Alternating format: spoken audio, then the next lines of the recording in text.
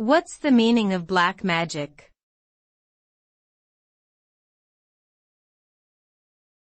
Black magic.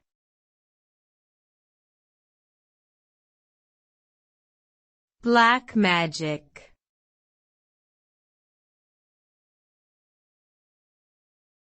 Black magic.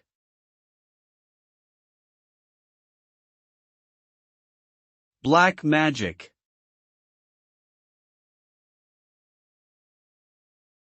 Black magic refers to the use of supernatural powers or spells for evil purposes, such as causing harm to others or manipulating them against their will.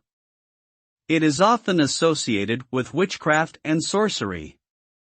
In many cultures and religions, it is considered taboo and even dangerous.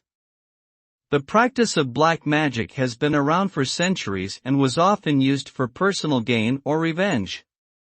The belief in its effectiveness varies widely, but many people fear its power and avoid it at all costs. Today, black magic is still used by some individuals and groups in secret, despite being outlawed in many places.